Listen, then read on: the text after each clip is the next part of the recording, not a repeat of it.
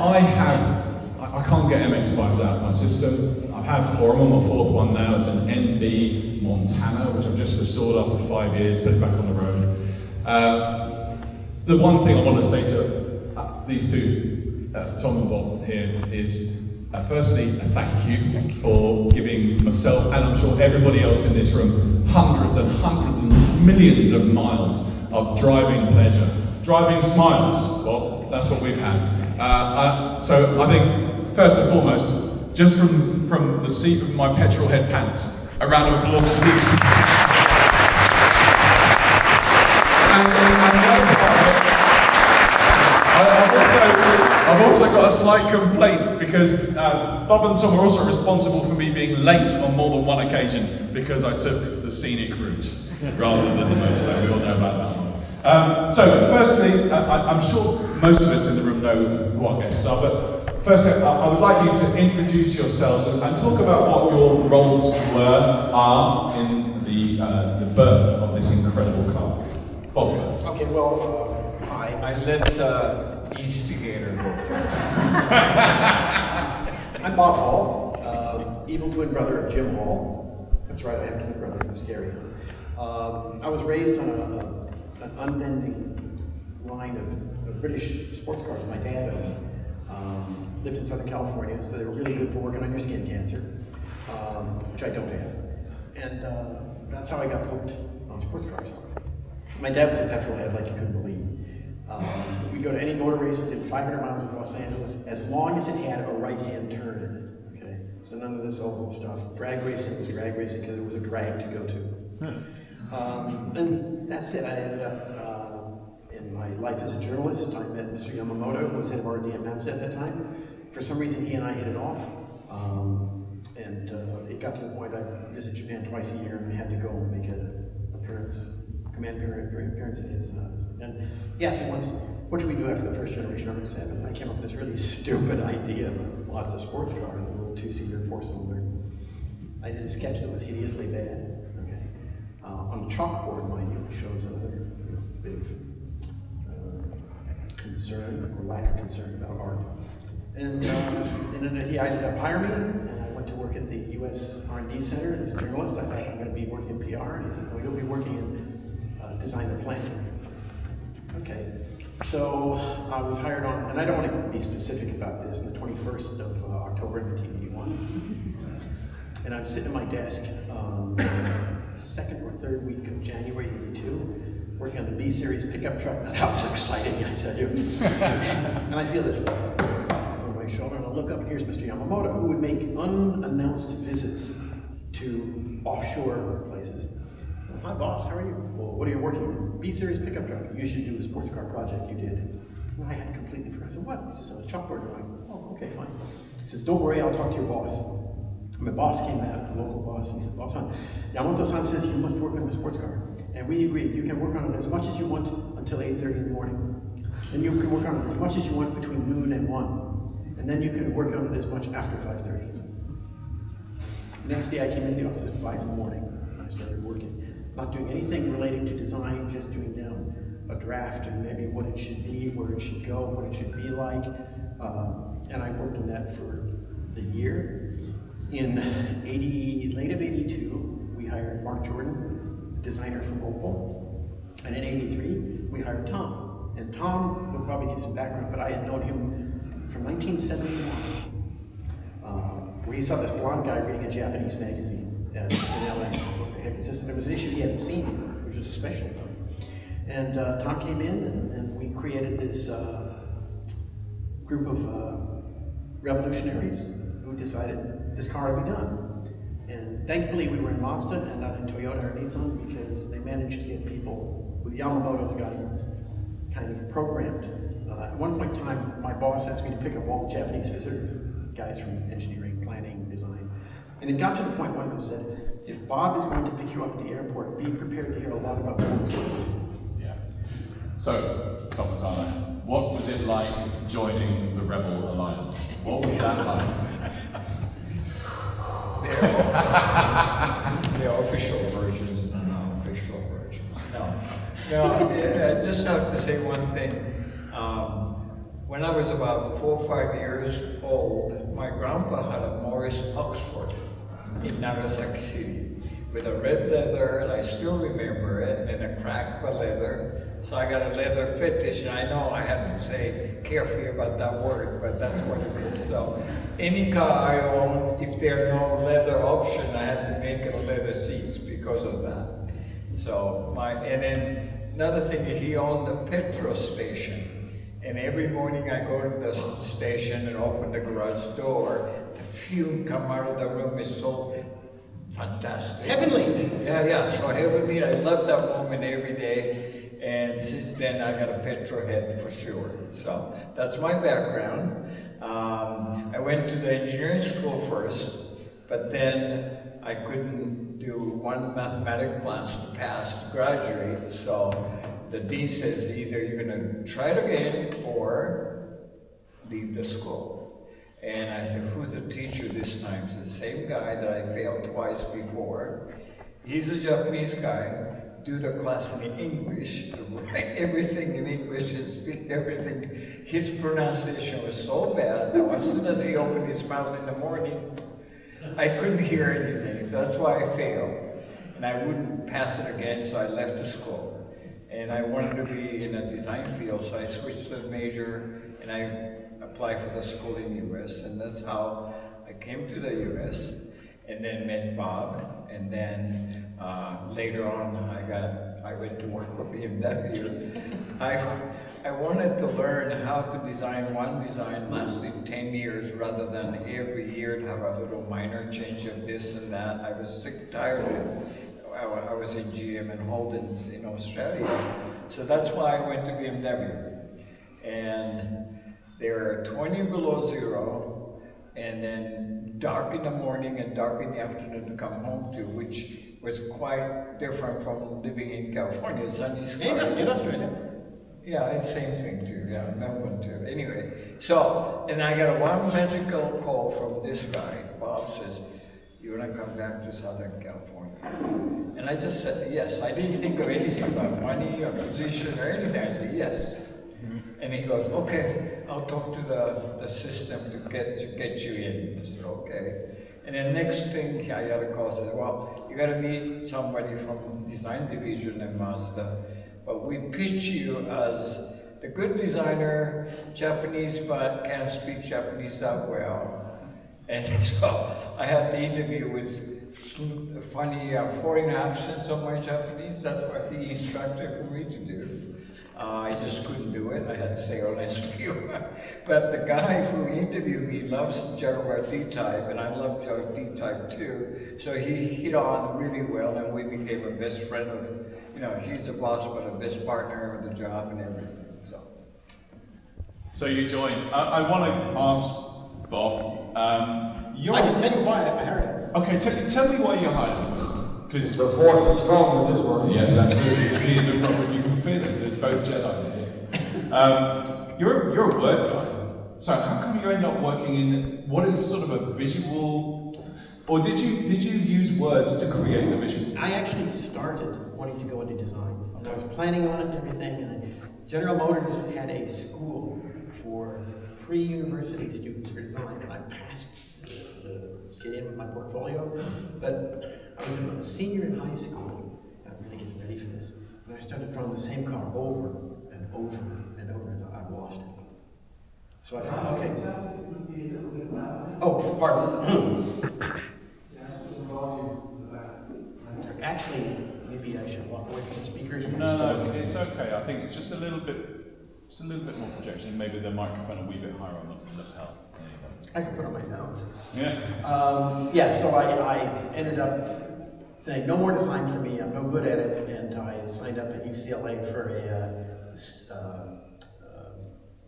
main would be economics. My secondary would be Japanese. I did high school in Japan for a year, and in the end, I got an offer from a car magazine that I had written one story for a year earlier, and they hired me. I said $500 a month. Wow, that's a fortune. And I went to work writing. And as a journalist, I got to tell you, automotive journalists, if you have an interest, you need to have the ability to type and spell most words correctly, and an opinion. So that's damn easy, right? And I met Mr. Yamamoto as a journalist, who at that time, Yamamoto-san was the head of all R&D for Mazda. And we hit it off like a house on fire. So that was my toe in going from journalism. When I first started working with design and planning, I was kind of working more on planning, especially after I was told to work on the Lightweight Sports project. So I guess I used my words to try to create a concept that people could visualize themselves. Because I wanted the individual to see what it was. I didn't want to dictate what it was. No. And that feedback you would get was incredibly critical to the project. Because it's not just, nowadays, one person cannot design, develop, and build a car.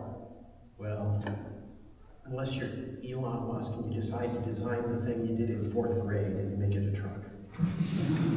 That's the exception. Maybe it's the exception proving the rule, right? When you look at the Tesla truck, that would make you think that. It's a romance of being on wheels.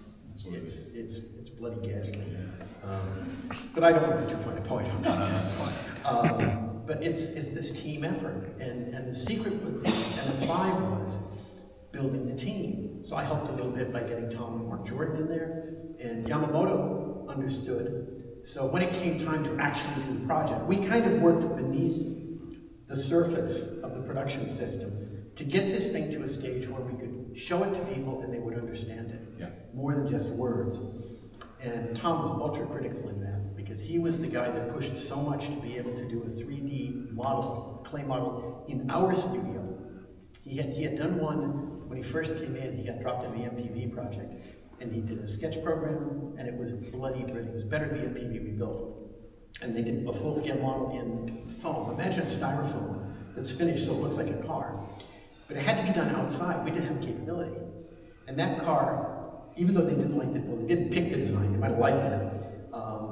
Because we had done that, we were able to push with Mr. Fukuda, who was the head with Tom's support, the ability to do the full scale. Then Mr. Fukuda was announced he was going to leave, and he did so well with California, he became head of Mazda Design, excuse me. And Tom became the studio chief, which was overdue, but deserved. And that's when things became real. So my word story has kind of got a little bit different after that, because there was something for people to look at first and go, what that? But you created a concept and you sold it well as well, and that's part of the deal. It was once postulated by Sacco, who was a designer. He said, "Did you sell this program by threatening to show photos of certain corporate executives going into hotel rooms with goats?" I said, "No, I didn't have to fall back on that." Would you like to see the goat photos? It is for me. It had to be a no-brainer because what was there around at the time? Nothing else. But see, that was also the problem. Right. Because particularly when you got up into upper management, and Mazda had a collection of board members, some of whom had been moved up internally, some of whom were from outside. And right or wrong, the outside board members held the purse strings. And sometimes they were the most difficult to convince. Should I pass on about one of the board members from outside? I think it was Sumitomo Meg, very nice guy. We actually became pretty good pals. And I was in a board meeting, for crying out loud. He says, "Bob-san, what's the volume of these cars in USA right now?" I said, "Well, you could buy one of two-seat open cars. I mean, and we're talking unique vehicles. Fiat 124 Spider and the Alfa Spider. And you picked one based on how much oil you wanted on your garage floor." Alfa was obviously the winner there. But I said, "Well, volume is about 4,000 cars a year." He looked at me, and he was bald like me, and his eyebrow went up so high it became a toupee. But he said, "You want us to invest about $250 million US dollars, 250 million US, to develop a car for 4,000 units a year?" And I said, "I think we can do better." You can. Tom, tell me, you walk into a design studio, you've been hired, and you've got this small group of people come from BMW. What's your initial impression, and how do you start moving things on? Well, first impression, what have I done? Quick job without checking the place or anything. It got there, it's just no studio to work on, just office space. So That's what the first impression. But nonetheless, the reason I left BMW was the one design you do for 10 years to get into the market, and you be responsible for that design for another 10 years until the next model replaced it. And I was like 35 or so. So my life been fixed with one car for 20 years. And if I'm lucky to get another project and only 2 cars out of BMW I could do. Now, I wanted to have a time, long-lasting design, but commit, 20 years of my life to one design is not really what I wanted to do. I wanted to do sports cars, I wanted to do truck, whatever. But a BMW at the time is only the sedans, and 3 or 5 or 7. I got into 3, and that's it. So I said, I can't do this commitment for another 20, 30 years. At that time, he called, magical call, so I came over to the California studio. And 10 or 20 years in Munich. Well, yeah, well, Munich wasn't too bad, but the weather was, yeah. Anyway, so, but nonetheless, this is what I had to commit to do the best I can. And the main reason was that they were starting the sports car. And when I'd been kicked out of school in college in Japan for some mathematics class, and then I had to come to the States, and as soon as I landed in the LAX airport that day, and then looked around the sky, I said, I had to drive a convertible. I had to drive the convertible to experience. So that was the first thing. I bought the little Fiat 850 Spider, and then driving it for 3 years in the school. Another thing, like you said, if you imagine that time, the Japanese management, I was like 35 or so. Above my age, not many people had a cars in the family as a family car. Because right after the war, that age group, you don't have a license or anything. It's a very rare thing. To let alone to have them having 2-seater convertible sports car, it's 0, pretty much. Only 1 or 2 maybe. So, even though you said no-brainer, that doesn't mean no-brainer in Japan. Everything has to be explained, every little things. The feel of the wheels, or how the brakes will feel, handlings feel, the tailpipe noise sounds like. Everything has to be explained for them to understand. I actually just want to jump in there. Is it true that during testing there were pressure pads fitted to the gear stick and steering wheel and the pedals to see how much effort was needed to put onto them? They actually were doing that with some of the competitive vehicles they had first.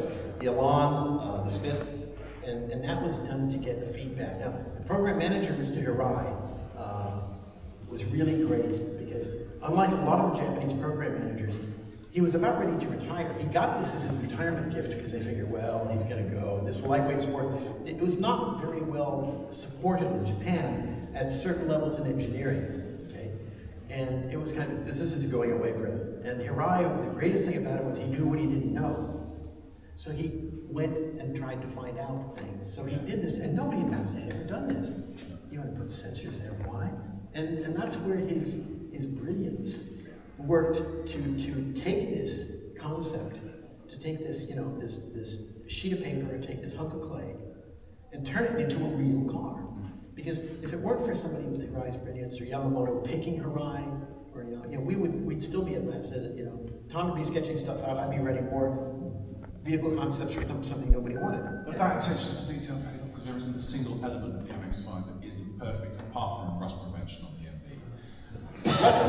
Rust, what's that? Rust prevention on the Sorry. MB. Yeah. I've a bit of experience. But that attention to detail is, you must be, as part of the design team, there must be elements of the car that you're particularly proud of. And I'm thinking rear lights. That's a tough one to say. Now you have to do something to decline yourself.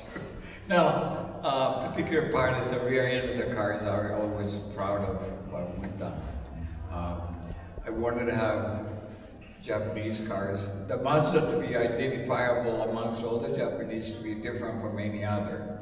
And the point I made was that people look at the rear end more while you are driving. So why design all the time and effort to do a little tricky little molding and shapes on the grille, which most Japanese cars do, but forget to do more on the rear by tail lamp and license plate and tail lamp.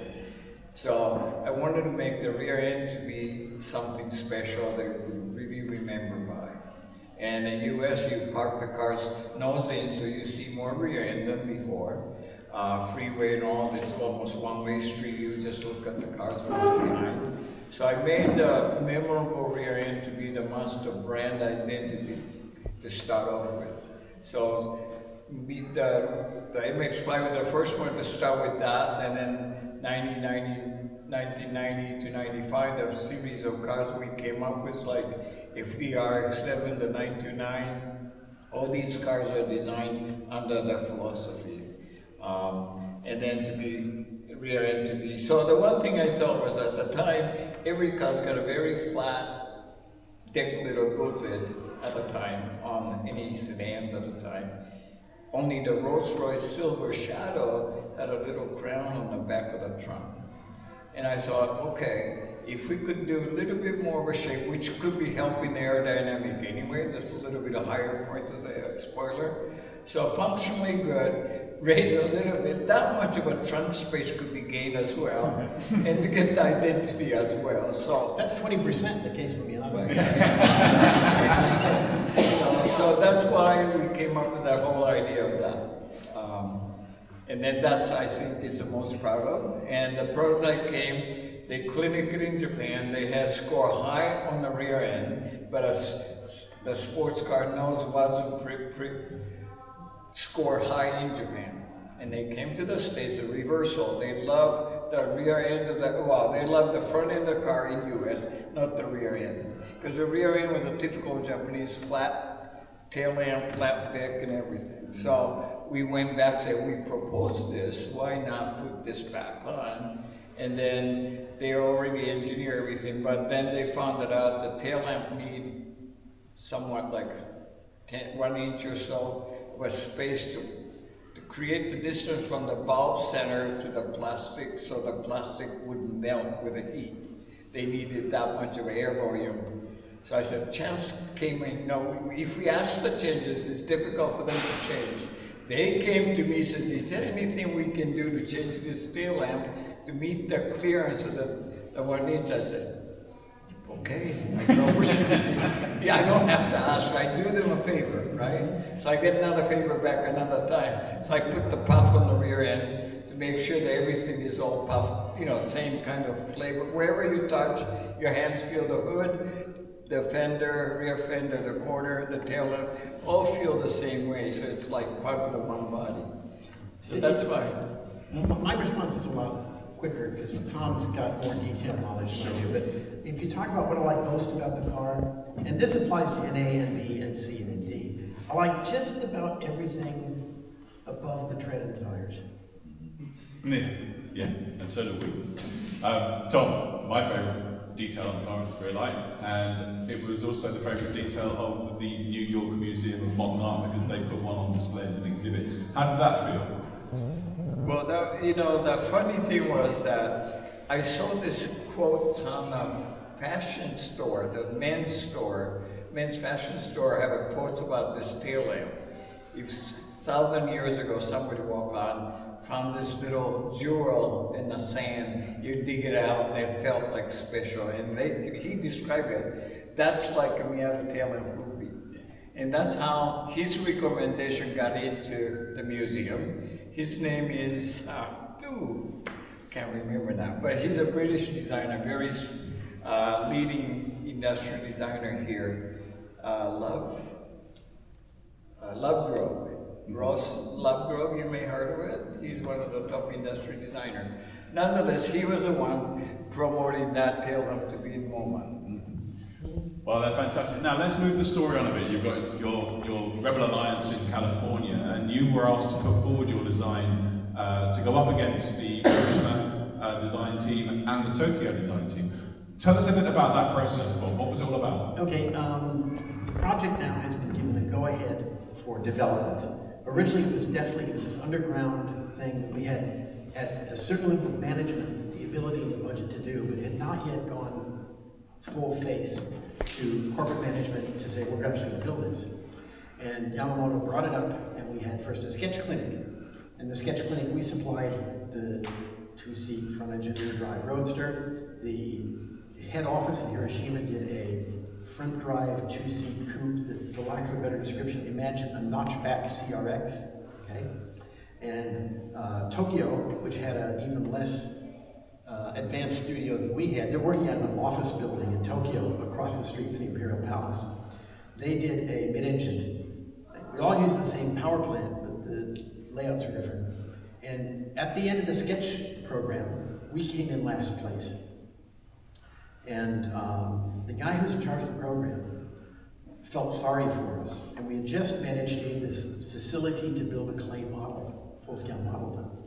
So it's like, oh, well, of course we won't be considering them in the sketch clinic, but we should let them build a model and we'll just say, thank you, very good job.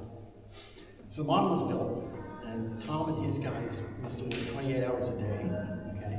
And we got the thing over there, and we cheated, okay? We built a fiberglass roof for it. The models didn't have full interiors. So we put the fiberglass roof on, we put a hunk of tape, we put a piece of foam where the break was between the windscreen header and the roof. Then we put a piece, all cars were red, we put a red tape over it so you couldn't see the parting line. And we went last in the presentation. For the car that's not really under serious consideration, this is, yeah, we'll take care of it. And we went last and we showed the car, and I remember the program chief, the guy who had my position from the concept stage for the front drive car was like grinning, and we come up with the presentation, and we say, now wait a minute, let's show you what the car is supposed to look like. And we peeled the tape off, lifted the roof off, took it off. Before we even set the roof on the ground, the guy in charge of the mid-engine car stood up and said, build that one. Wow. So your competitor was like, you win. Yeah, and that, I have to admit, made me feel real good. Yeah. One thing I had learned after the fact was that regardless of how it came out, Mr. Yamamoto had lobbied members of the board to go with and I learned this 10 years later. Okay. And his logic was, Yamamoto fully understood. We have a front engine rear drive car with the RX-7. We have a new RX-7 coming. Front engine rear drive makes sense. Yamamoto also, early on in the project when it went live, so we're going to do this, you had a team saying, let's put a rotary in. And the first guy who said no was Yamamoto, the man who helped develop the rotary engine. Because he fully understood that this is the MX-5 position. Okay, so let's have the thing of, I should do it this way, sorry. Price and performance. The MX-5 is here. And he knew the RX-7. The MX-5 had to be someplace else, so we didn't cannibalize each other. Yeah. And I think that the gap that was selected was just about right. And the way we explained it was, this car is the feeder car, it's the training wheels for the RX-7. It ended up doing maybe a little too well. Well, yeah, you're not wrong. Tom, how did it feel to win that competition, and what was the next step? Well, the next step is to push it to the production. The advanced design is one thing. Feasibility is almost zero when you look at the production level manufacturing costs and all that analysis. So that was usually taking place in Japan, not in US. So after we won the competition, that program became an official production program with different code number and everything. Then the whole controllers went to Japan. So my job, or our job, is to educate the people there to make critical decision points what this car should be. So my role is now being bilingual, although they think I got a good deal because 2 languages both ways. But I said I got doubly tasked to do 2 languages, so I had to 2 pay headaches. No, yeah, 2 headaches, and I had to get twice as much as you guys do. But that was my comment. But anyway, so. And I got a pretty good idea of living with a convertible for a few years by then. And then I had to explain, no, Bob can push it in English, but I had to translate it into Japanese to understand what driving that every day. Okay? And so that's my job, to make sure that those things are understood, or the having enthusiasts to drive, to keep the cars in many years, like 10 years, 15 years, 20 years. I went to the engineer for British market. Could you design something special on the engine when you put the dates of your purchase as a direct, set the timer? in some point in time, they start leaking oil on Friday night. So you can have a little drip of oil, not too much, just a little drop or two, so that you can say, oh, I gotta work on a car this weekend. You know, that gives it, open the hood and all. So that gives them an excuse. Open the bonnet. Oh, okay, sorry. Anyway, so that was the one that says, what? Intentional oil leak? we can't do that. So obviously that didn't happen. For US market, how about the rattle, the design the rattle, so that about 2 years time it'll little leak on the reins or the rattle on the dashboard. Didn't do it. No. And another one I said was, how about no ashtray in this car? And we are all smokers, 20 of us in the Speak room. for yourself. Yeah, me too. But it's just, what? You suggesting no smoking? You're the heaviest smoker in the room. I said, well, this is a fresh air car. You want to smell the flowers, smell the, in the morning you drive the dew on your face. All that. So I think smoking is not quite recommendable. So I wouldn't mind, even though I'm a smoker, I propose a no-smoking car. And they ended up, we needed the cup holders and stuff, so that became optional, and how it went in reality. So again, but translating the whole elements of sound of the tailpipe is important. All this thing about restoration, I went to, is there any way we can keep the fenders and panels in an oil can, like a sardine, and 20 years later I will release it as restoration kit? And they never heard of something like that. I said, what? Yeah. That's true though. But they never heard of it, right? Yeah. Because every 4 years they got a new model and then they'll change it. That's the whole idea. Let me add one thing that was never talked much about. The one thing that happened that had never happened before is when we won the competition and the project became real, we actually had a package of what the production car would be suddenly. And we were the only studio doing the production proposal. There wasn't competition. And we remember the so-called Mark II? And it fit the package. And it was funny because the proof of concept vehicle was built in the UK by IAD in beautiful Worthing. Beautiful downtown Worthing. Come on, let's hear it from Worthing. We love Worthing, round of applause. It was very Worthing. But if you looked at that car next to the clay model on the dimensions, it looked like a monster because it was built out of an RX-7 rear axle, which was much wider than the production MX-5. It had a 1.4 liter single cam asthmatic engine, okay, so it could move under its own power, but be careful because a cat will run with you. But that's when we started really working in Tom's group, and you turn that thing around so bloody fast, I can't believe it, for the OK time. And they're working on the running prototype, which took a year. By the time the working prototype made its trip to the States on the way to Japan, he'd finished the bloody clay of the production car, which didn't look like what we know, but it had the packaging and proportion. And then Tom and his group actually took and made that into the car that you and I know today. So it was just this evolution. And unusually, there was no competitive studio. No. They left it. It's being done by the California studio. Oh, and it's also being done by the California studio. Yeah. But the California studio is involved. Okay. So it's a single-minded team effort. Yeah, and so Hiroshima wasn't involved, it was an interesting experience. I think it was a pretty good one, actually. Tell us about the moment where it almost all went wrong, when you got spotted testing the prototype. The proof of concept vehicle. Yeah, I was urinating plasma when that happened. We had this drivable car, and it was taken up to Santa Barbara, California, which is a very pleasant, nice, upscale town, away from Los Angeles, no crowds, right? And they drove it around to some of the residential areas, they drove it around shopping centers, and they're coming back down the main drag, which is a one-way called State Street. And as they're coming down, they're stopped at a red light, and they look up at this coffee shop, and there's a bunch of people looking out, and one guy going click, click, click, click, click, click. And I had heard through the grapevine that Road and Track magazine was in Santa Barbara doing a glue test of cars. So I rang the editor of the magazine, John Dingle, who I knew from my journalist days, and I said, hey, John, I heard you guys saw some secret sports car up in Santa Barbara. Oh, yeah, the guy said it was great. They took pictures, and I'm going to see it when they get back. And I said, can I ask a favor? He said, yeah. He said, that's a Mazda. That's a project we're working on. If it shows up in the magazine, it won't show up in the dealers. I said, could you do what you can to sit on it? And he did.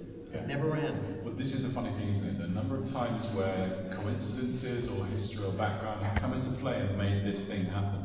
Just your background in journalism, had you not had that, maybe that would have been a different conversation.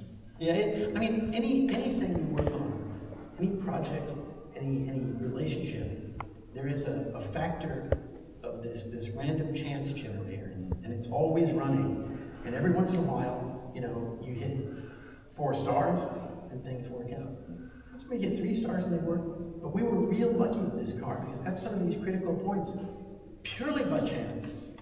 I don't think it was especially our brilliance, but our brilliance made the chance work better. Okay, that's something you can't consider.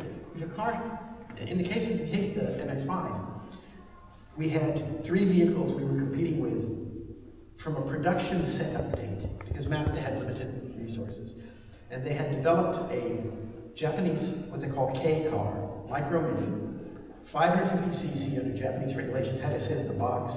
And it was a little 4-seater, and the engine was underneath the rear seat. The packaging was brilliant. It looked fantastic.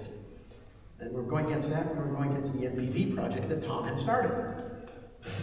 And it ended up, the little K car, they said Japan only. The cost of development are high, the margin is low, so it got parked. So now it's us and the MPV. And they decided to do the MPV first. And they pushed us back a year. And in retrospect, that was one of these bits of timing. Because pushing us back a year, we worked on the engineering, but we got to a point where we heard the law is changing on American car restraints, and you don't have to have airbags, and we hadn't designed it for airbags. But that gave us the time to put the bloody airbag in the car. So when we officially launched the car at the Chicago Motor Show in February of 1989, we showed the car as it was. Exactly 1 year earlier, Ford had developed, using Mazda components, engineered in Australia, a car that in America was called the Mercury Capri, and in Australia it was a Ford Capri.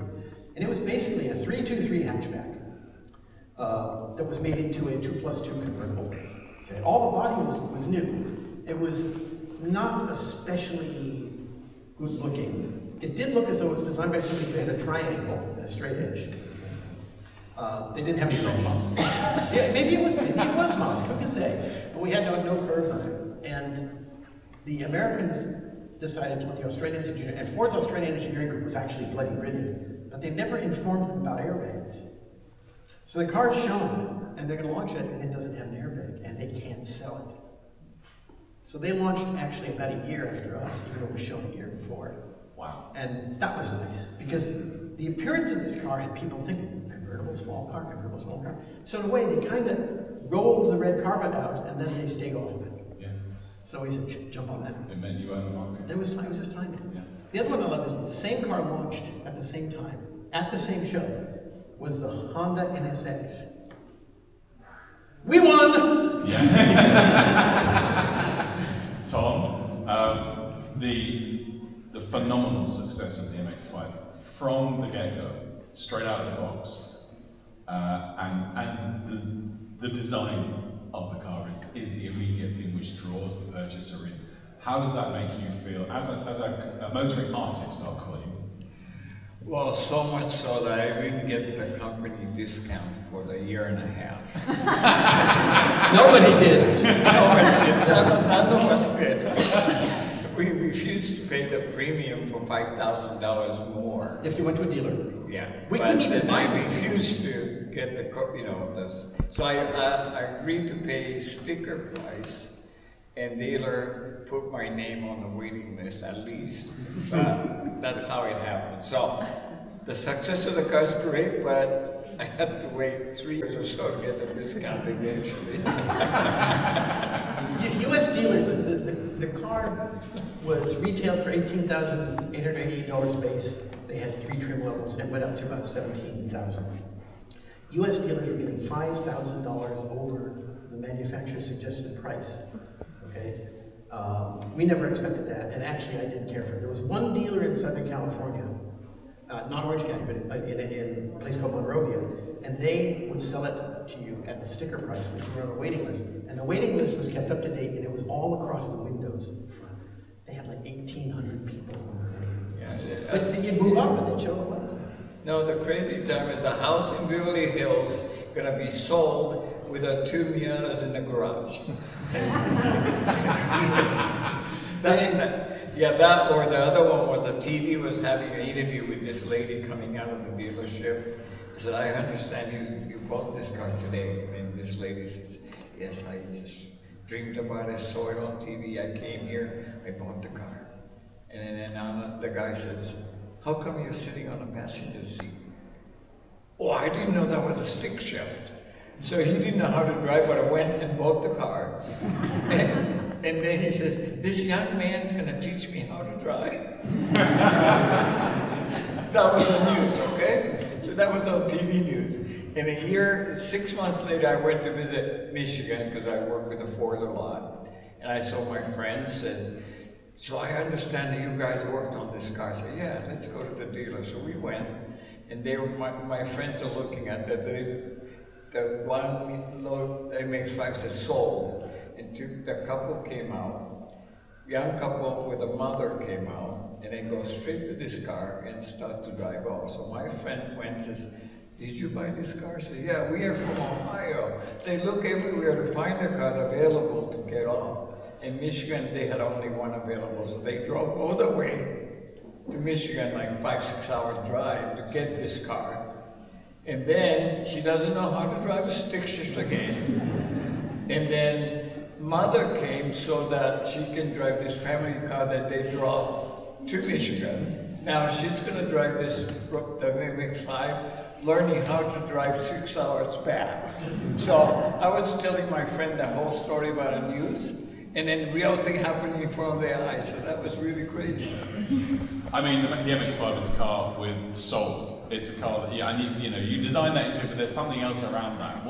What gives the MX-5 its soul, Bob? I mean, because everybody loves it, and it's the elbow which has given it the long. It's why we've got 30 years of the British club. It's why it's the world's favourite sports car. What gives it its soul? I think when we go back to the NA, the group that put it together were even the Japanese. In fact, one thing just as a background, the head of the U.S. facility was a gentleman named Akio Ujiyama. He was a really great engineer, a nice person. And he went back to Japan, and Yamamoto, who's the head of everything, he says to Ujiyama, because he's in charge of where the Americans are doing this nonsense, he says, what do you think of lightweight sports? And Ujiyama, who always, if he was kind of something he'd always go, start every sentence with, I think it's not really the best choice. The volume will never be great. It's kind of strange, I'm not sure because of biofilm. And Yamamoto went, okay. He says, but I don't understand it. There's something in this car that I cannot understand. Yamamoto goes out and says, the people here in Japan, and not just the Japanese, not just the Americans, the Japanese staff, it's a religion to them. And that meant that it had the passion of all these people behind it. So it was seen as something other than a technical research project, or a crank out the next MX or RX 323. So is that where the Shinzo concept of awesome rider and harmony came from? That came a little bit after. Okay. When the program manager Hirai started the project, he was, I guess, maybe about a third through it. And Hirai, as I say, was this guy who knew what he didn't know, which was unbelievably good. And he wasn't afraid to ask people. And he probably annoyed Tom and I tremendously, just about all background things. One was sound. We get to the stage, what should the car sound like? Now, if anybody wants to say there's a direct Elan connection to the car, this is it. I have every episode of The Avengers shown in North America on Betamax. Betamax. Yeah, so to tell you how long ago this was. So I had edited down every scene where Mrs. Peel was driving her S1 or her S2, particularly scenes where she downshifted. And I put an audio tape together for Hirai, and I said, maybe it should sound like this. And he agreed. Yeah. And that's why the exhaust note. And nobody in any Japanese car, to the best of my knowledge, worried about the exhaust note.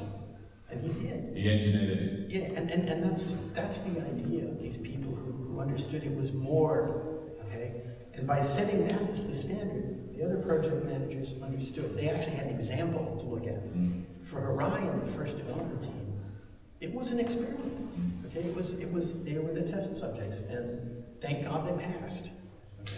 Yeah. I want to ask you both now, finally. I think we're going to be drawing to a close pretty soon. If you've got a burning question that you want to ask, just stick your hand in the air. I'm going to ask one. Or even a toasted one. It doesn't have to be burning. There's one at the back. Let me just run up to our friend. Go for it. Come on, because I've got one final question as well, but I'll save When you it. think of the car, do you think of it as an MX-5, a Miata, or a Roadster? Or Eunice. Okay, I consider it a Miata because the Miata name was what we had first to work with.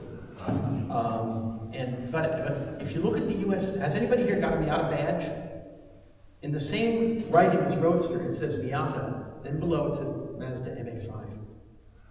It's a long story how Miata started and what happened with it. And Japan initially really liked the name, but there were some issues with trademark use. And so Mazda also was making everything a alphanumeric. So we had that name, we launched with the name. It was the Miata and nothing else until the car launched in Japan, where it became a Yunos Roadster, because of Mazda corporate decision to go from 2 sales channels to 5, one of which was named Yunos. Okay, so that's how that all broke out. Then, when they finally were able to build enough right hook cars to send to Japan, because the demand in Japan was far more than they expected. It was about 10 times what they thought they'd sell. And that's why the launch in the UK was a little bit delayed from the original plan. By that time, they had just said, okay, MX-5. That was it. So, I mean, my name for the car is, it's instead of MX or whatever, it's PDG. Pretty damn great. And that applies to all of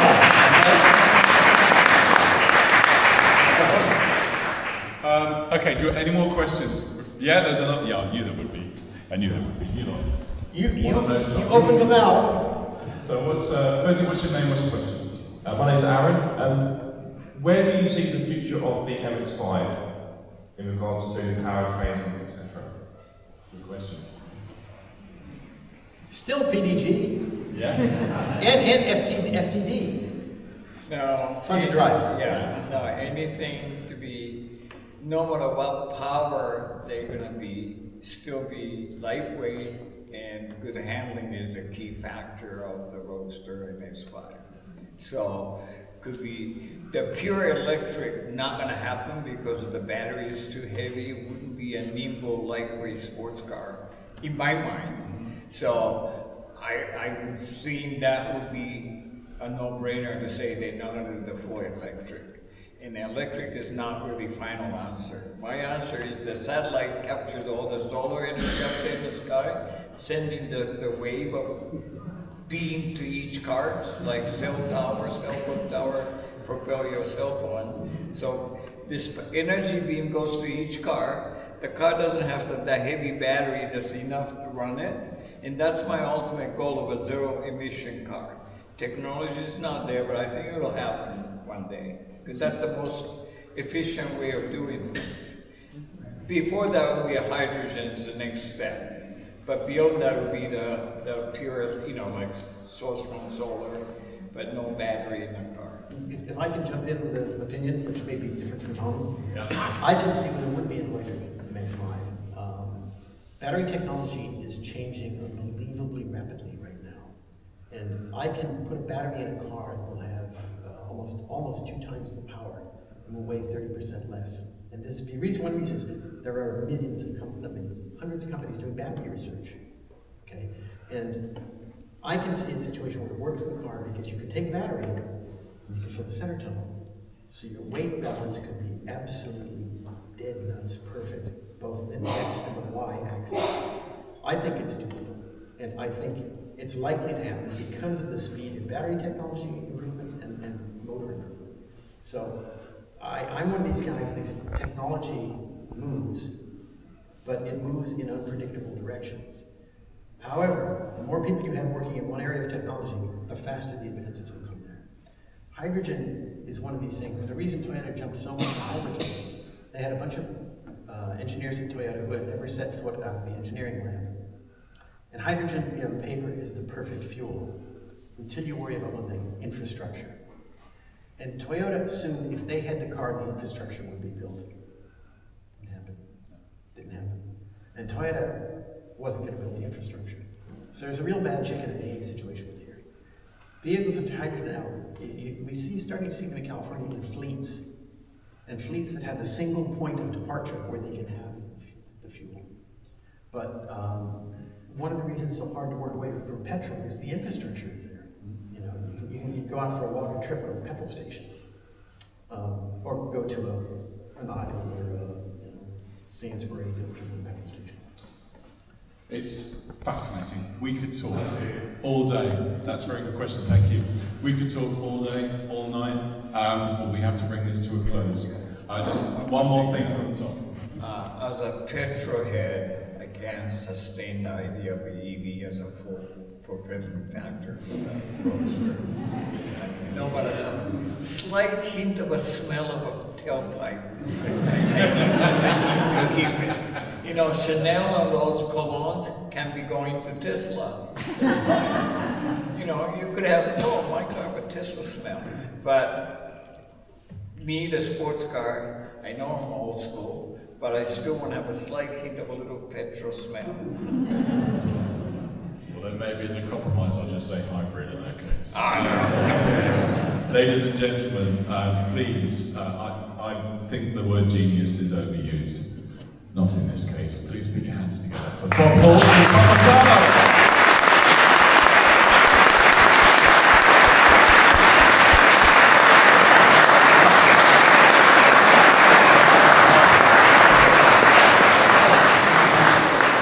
Please mind the glare.